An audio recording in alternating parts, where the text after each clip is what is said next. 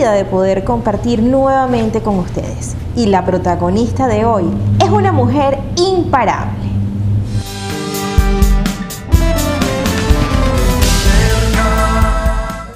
Gregoria Díaz es una mujer irreverente, apasionada, libre e inteligente. Es periodista, tiene una pluma admirable y más de 3 décadas ejerciendo. Usó la máquina de escribir, pero se la lleva de maravillas con las nuevas tecnologías. Nació en Churuguara, un pueblito cerca de Coro, estado Falcón, cuyas vivencias lleva tatuada en su alma. Dice con orgullo que es hija de un chofer de autobús que dejó una huella imborrable en su corazón y una ama de casa honesta, fuerte y generosa. A Gregoria en el liceo le decían la pulga, pero no se equivoquen. Su estatura no ha sido impedimento para dar grandes pasos. No duden en informar a pesar del riesgo que eso conlleva. Es como un torbellino que ofrece su opinión con tal desparpajo que en algunos causa admiración y en otros una gran necesidad de censurarla. Pero ese no es el caso de aquí. Gregoria, para mí es un honor tenerte en nuestra sala. Primero porque eres una de las periodistas más completas que tenemos en la entidad. Has pasado por todo, la docencia, has sido reportera y en muchos medios de comunicación, por supuesto, en todas te has destacado. Pero además creo que tu historia personal, tu historia de vida, es necesario contarla. Bienvenida. Gracias, Mariné, gracias al canal por esta invitación. Estoy así que me sorprendo con esa reseña que hiciste. Dios mío, ¿dónde conseguiste todos esos datos? Hay uno ahí que yo siempre voy a decir algo irónico, lo he censurado en mi vida. El apodo que me colocaron en el liceo cuando estudiaba en el bachillerato en Churuguara. Pero nada, gracias por la invitación. Hasta el director te decía así. Sí, bueno, todos saben, soy de baja estatura. Entonces, comenzamos el bachillerato, es un pueblo donde había un solo liceo. Entonces, bueno, todos los muchachos del pueblo íbamos a estudiar allá. Yo era muy pequeña, y menudita también, o sea, delgadita. Y hubo una compañera hija de un árabe, y entonces ella, por cariño, se hizo muy amiga, y entonces me decía, ay, que tú eres como una pulguita. Y eso se quedó, que los profesores, el director del liceo en esa época, todos me decían la pulga. Pero mi papá, que era un hombre muy fuerte de carácter y muy severo, un día sonó el teléfono de casa y era una compañera llamando, y ella dice, aló, buenas tardes, por favor con la pulga, y mi papá trancó el teléfono. Repicó nuevamente el teléfono, él volvió a agarrar y le vuelven a preguntar lo mismo, por favor con la pulga, y entonces mi papá le dice, aquí no vive ninguna pulga, ¿con quién desea hablar? Y ella, después me cuenta esa anécdota, me decía, yo no sabía qué decir porque yo no sabía tu nombre. Porque todos te llamábamos la pulga. Y no había forma. Yo no recordé en ese momento cómo era que era tu nombre. Bueno, y mi papá recuerdo que me dijo, no dejes que te pongan apodos. Pero ya era inútil en ese momento. Y así me quedé. Y son muy pocas las personas, por lo menos aquí en Aragua, ahora tú, creo que aquí en Aragua solamente 2 personas sabían eso, ahora lo sabe todo el estado. Y a ver, no porque me diera vergüenza, sino porque, bueno, también creo que esos remoquetes de alguna u otra manera influyen mucho en la autoestima de las personas, ¿sabes? Uh-huh. Y aun cuando, bueno, yo siempre entendí que había sido por un tema de cariño por parte de esta persona, bueno, pero si ustedes van a Churuguara y preguntan por Gregoria Díaz, muy difícilmente van a saber quién es. Tienen que preguntar por la pulga. Gregoria, coméntanos cómo fue tu infancia. Tú siempre has dicho, yo he escuchado cuando nos has invitado algunas de las cuestiones estas de periodismo, que tú dices con mucho orgullo que tu papá levantó a toda la familia siendo chofer de autobús y tu mamá una ama de casa honesta, trabajadora, pero además una señora que se preocupaba por estar bien y que todos ustedes estuvieran bien vestiditos, arregladitos. Coméntanos eso. Mi papá no sabía leer y escribir, porque mi papá no tuvo físicamente a su padre biológico, a él lo cría mi abuela, que era una mujer extremadamente severa, y quien era su pareja en ese momento. Una persona que además pues no trató muy bien a mi papá, o mejor dicho, nunca trató muy bien a mi papá. Y entonces ese maltrato incluyó que le prohibiera estudiar. O sea, mi papá quería ir a la escuela, pero él obligaba a que tenía que trabajar. Entonces ese niño se vio obligado a trabajar. Mi papá comenzó arriando mulas en esos caseríos, pues cargando leña, cualquier cantidad de cosas. Hasta que comenzó una especie de transporte, no transporte, algunos particulares habían comprado unos autobuses que salían en aquellos momentos, unas camionetas de pasajeros, y mi papá fue a pedir trabajo a uno de estos señores y se lo dieron como ayudante.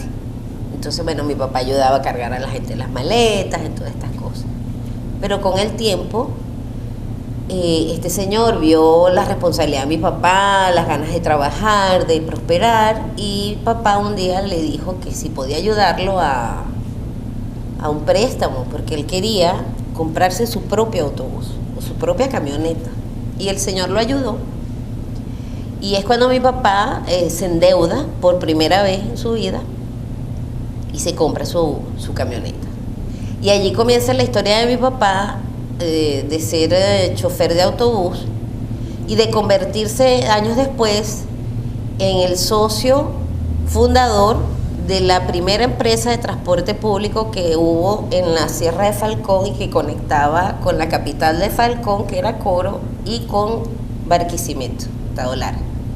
Porque para quienes no lo sepan, Churuguara queda relativamente cerca de Barquisimeto. De hecho, mayoritariamente la vida comercial, estudiantil, todas las diligencias que no consigues hacer en el pueblo, nos íbamos, casi siempre era a Barquisimeto y no a Coro, siendo la capital. Entonces, bueno, mi papá fue ese hombre, y manejando, yo creo que mi papá manejó autobús por más de 45 años.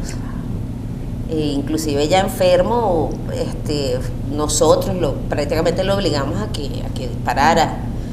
Pero ese fue siempre su trabajo, su pasión. Y mi mamá, pues afortunadamente sigue con vida, ama de casa, pero no una ama de casa cualquiera, porque les puedo decir que mi mamá súper independiente. Mi mamá sabe coser, tejer, hace adornos. Entonces en esa época ya estaba joven, y para ayudarse, porque la situación no era fácil económicamente, como ya les decía, nosotros éramos una familia muy pobre, ella cosía para algunos amigos y aprovechaba y nos cosía la ropa a mi hermana mayor y a mí. En ese entonces todavía no había nacido mi hermano varón.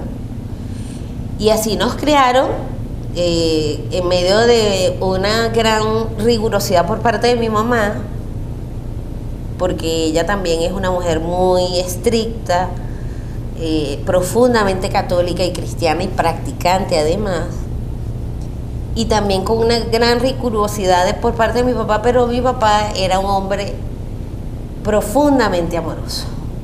Te comentaba eso tras las cámaras, que yo todavía, hoy, con casi 60 años de edad que tengo, me pregunto de dónde sacaba tanto amor mi papá si no lo recibió. Porque mi papá era de tacto, era de abrazarte, era de besarte, era de hablarte en chiquitito, de consentirte, él te besaba y eran esos besos sonoros y se quedaba, ¿no? Y a mí me decía mi negrita, mi muchachita, mi Goyita, ¿no? Y yo digo, oye, caramba, pero ¿por qué yo no heredé eso de mi papá? Pero bueno, tampoco me arrepiento, me legó otras cosas, claro, que las atesoro mucho en mi corazón. Claro, escucharte, Gregoria, la historia de tu papá y de tu mamá, la infancia que tuvo tu papá y lo que logró, es admirable, ¿no? Y eso también lo tuviste que heredar, Gregoria. Mira, muchas generaciones te admiramos, bueno, de lo que tú has logrado en el periodismo y lo que has hecho. ¿Qué le debemos los periodistas a Venezuela? Todo, porque yo siempre he dicho que el periodismo es un sacerdocio, es como, o es un matrimonio con el que tú asumes un compromiso de por vida, eso hasta que la muerte nos separe. A diferencia de los matrimonios reales, aquí no hay divorcios, o mejor dicho, pueden haber, conozco colegas que de repente han dicho, bueno, hasta aquí llego y se retira, ¿no? No es mi caso. Hasta ahora creo que a medida que pasan los años y me hago más vieja, siento más amor por mi oficio. No sé si es porque tengo mayor madurez, más conciencia del compromiso y la responsabilidad que tengo. Entonces eso me hace sentirme más comprometida con esto. Pero le debemos mucho a nuestro país, sobre todo este país de ahora, ¿sabes? Y a estas generaciones de ahora. Y no me gusta, a ver, no es que no me gusta, no pretendo que la gente me vea como una referencia o que las nuevas generaciones, porque, bueno, creo que el mejor legado, el mejor ejemplo que tú puedes dar son tus obras, ¿no? Pero creo que afortunadamente he cumplido con lo que me dijo mi papá antes de morir, o que nos dijo a sus hijos.